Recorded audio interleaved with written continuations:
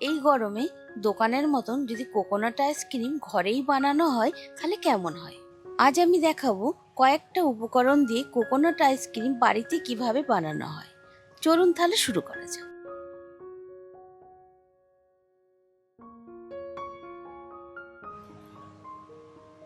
প্রথমে আমি একটা নারকেল নিয়ে নিয়েছি। এবার নারকেলটা আমি একটা ছুরির সাহায্যে বের করে নিচ্ছি।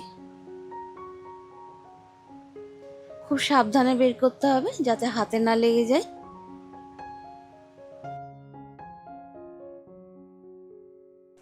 এইভাবে আমি সব নারকেলগুলো বের করে নিয়েছি। এবার আমি নারকেলটা ছুলে নিচ্ছি।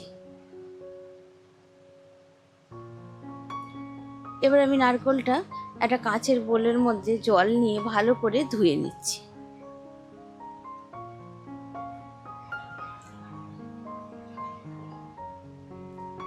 নারকেলটি ধোয়া হয়ে গেছে।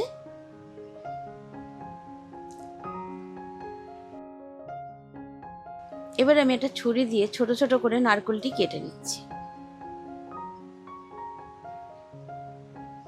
আমাদের সব নারকেলগুলো প্রায় কাটা হয়ে গেছে। এবার আমি এটা কাঁচের বোলের মধ্যে তুলে নিচ্ছি। এবার আমি একটা মিক্সির জার নিয়ে নিয়েছি, ওর মধ্যে আমি নারকেলগুলো সব দিয়ে দিচ্ছি আর ডাবের জল দিয়ে দিচ্ছি। এবার আমি মিক্সি জারটা বন্ধ করে কিছুক্ষণ চালিয়ে নেব।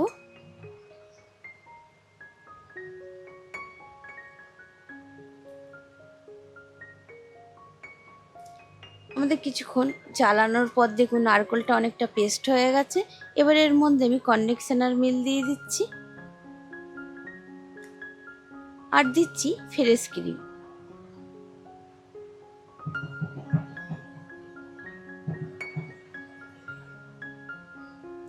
এবার মিক্সির জারটা আমি বন্ধ করে আবারও আমি কিছুক্ষণ চালিয়ে নেব।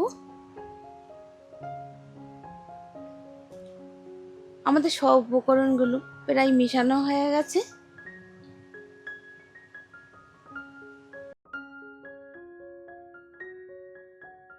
এবার আমি কতগুলো আইসক্রিমের মোল নিয়ে নিয়েছি।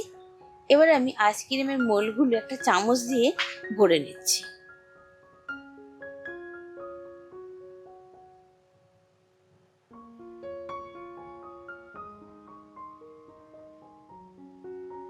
এইভাবে আমি প্রত্যেক কটা মোল আমি ভরে নেব।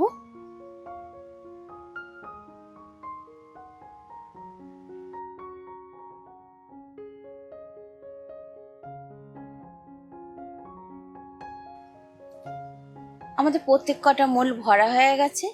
এবার আমি ফ্রিজারে ওভারনাইট রেখে দেব। এবার আমি আইসক্রিমগুলো ডিমোল করে নেব। এইভাবে হাতের তালুতে রেখে একটু ঘুরিয়ে তারপর আমি বের করে নিচ্ছি।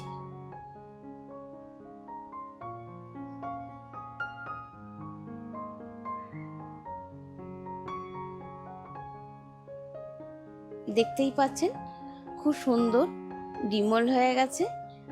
আর এই আইসক্রিমগুলো দেখে আমাদের সেই ছোটবেলাকার নারকেল আইসক্রিমের কথা মনে পড়ে গেছে।